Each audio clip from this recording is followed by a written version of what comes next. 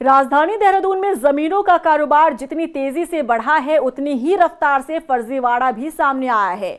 2 साल पहले उजागर हुए फर्जी रजिस्ट्री घोटाले में पुलिस ने अब तक 20 लोगों को जेल भेजा है, लेकिन एसआईटी की जांच में जो खुलासे हो रहे हैं वो होश उड़ा देने वाले हैं।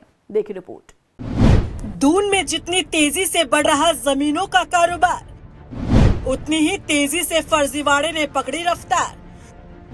जमीन फर्जीवाड़े में बड़ा खुलासा। राजधानी देहरादून में जमीनों का कारोबार जितनी तेजी से बढ़ रहा है उतनी ही रफ्तार से फर्जीवाड़ा भी। 2 साल पहले उजागर हुए फर्जी रजिस्ट्री घोटाले में पुलिस ने अब तक 20 लोगों को जेल भेजा है, लेकिन एसआईटी की जांच में जो खुलासे हो रहे हैं वो इस पूरे गोरखधंधे की गहराई को उजागर कर रहे हैं। आरोपियों ने 2000 एकड़ यानी 9 करोड़ स्क्वायर फीट जमीन के फर्जी दस्तावेज तैयार कर करोड़ों की सरकारी और निजी संपत्तियों पर फर्जी हक जताने की साजिश रची। वहीं सैकड़ों शिकायतें आने के बाद मुकदमे भी हुए। दरअसल ये घोटाला 1948 के असली दस्तावेजों में हेरफेर करके अंजाम दिया जाता रहा। पुराने रिकॉर्ड हटाकर फर्जी कागजात तैयार किए गए और इस तरह से लाखों करोड़ों की जमीनों पर अवैध कब्जे का खेल खेला गया। इतना ही नहीं, उस दौरान आरोपियों के पिता ने जमीन अपने नाबालिग बच्चों के नाम फर्जी तरीके से करवाई और अब बच्चे उस जमीन को दूसरों के नाम कर रहे हैं। और ये खेल आरोपी अकेला नहीं खेलता था, बल्कि इस खेल में हैंडराइटिंग एक्सपर्ट के साथ सहारनपुर में स्थित रजिस्ट्रार कार्यालय के कर्मचारियों के मिली भगत से खेला जाता था। रजिस्ट्रार कार्यालय के कर्मचारी असली रजिस्ट्री निकालकर फर्जी रजिस्ट्री वहां पर रख देते थे। अब इस मामले की गंभीरता को देखते हुए हैंडराइटिंग एक्सपर्ट की मदद ली जा रही है और सभी संदिग्ध रजिस्ट्रियों की गहनता से जांच जारी है। जांच में सामने आया कि देहरादून के भूमि रिकॉर्ड सहारनपुर में रखे गए थे, जिसका फायदा उठाकर आरोपियों ने आराम से कागजों में छेड़छाड़ कर दी। यानी सरकारी सिस्टम की ढील और अपराधियों की चालाकी, दोनों ने मिलकर इस घोटाले को परवान चढ़ाया।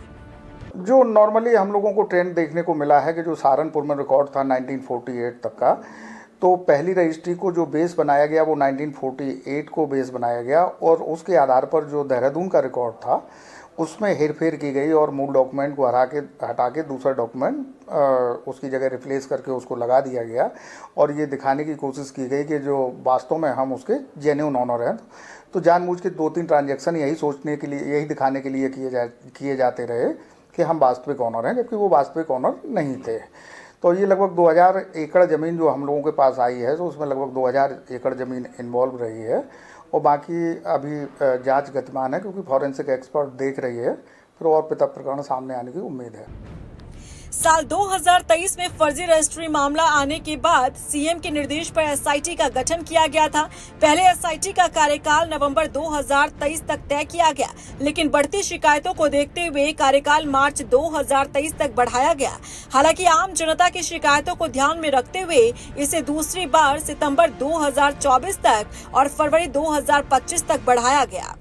कुल हम लोगों ने पहला जो कार्यकाल किया है वो तो कॉन्टिन्यूएशन में था, जिसमें कोई ब्रेक नहीं हुआ था 2024 तक। फिर 30 सितंबर के बाद एक हल्का सा ब्रेक आया और फिर हम लोगों ने 26 अक्टूबर से काम करना शुरू किया। तो दोनों एसआईटी ने जो काम किया वो लगभग हमारे पास 378 प्रकरण आए, जिसमें हमने पहले वाले मामलों में 97 और दूसरे वाले में 13 प्रकरणों में एफआईआर लॉन्च करने के लिए भेजा और जिसमें लगभग 61 मामलों में एफआईआर लॉन्च होकर जांच की कार्रवाई गतिमान है और बाकी भी शीघ्र ही वो हो जाएगी, क्योंकि हम लोग निकट संपर्क में हैं एसएसपी देहरादून से।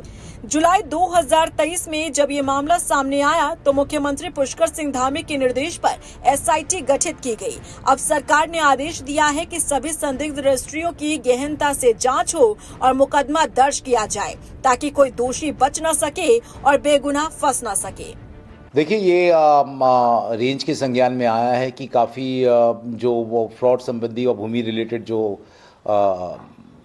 शिकायतें हैं उसको थाने लेवल पे इनको डायरेक्टली इसको रजिस्टर किया जा रहा है, जबकि इसका एसओपी है कि सीओ की जांच के बाद में ही होगा। और साथ साथ इसके लिए जो विशेष कमेटी बनी है, लैंड फ्रॉड कमेटी बनी है, जो माननीय अपने कमिश्नर साहब की अध्यक्षता में जो है, जिसमें आईजी गढ़वाल भी उसके मेंबर्स हैं, तो इनके कंसल्टेशन से भी और इनको कंसल्ट करके और इन्हीं की स्वीकृति के साथ ही ये मुकदमे जो है वो दर्ज होने चाहिए, ऐसा एसओपी है।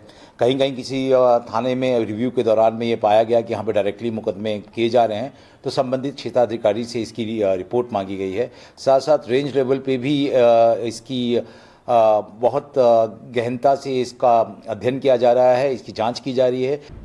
देहरादून का ये फर्जी रजिस्ट्री घोटाला सिर्फ कुछ लोगों की साजिश नहीं बल्कि एक सुनियोजित अपराध है जिसमें सरकारी रिकॉर्ड तक से छेड़छाड़ की गई। बड़ा सवाल ये है कि जिनके हक की जमीनें फर्जी कागजों पर बेची गई उन्हें इंसाफ आखिर कब मिलेगा। एसआईटी की जांच जारी है और आने वाले दिनों में इस घोटाले के और भी बड़े चेहरे सामने आने की उम्मीद है। रफ्तार मीडिया के लिए देहरादून से हिमांशु चौहान की रिपोर्ट।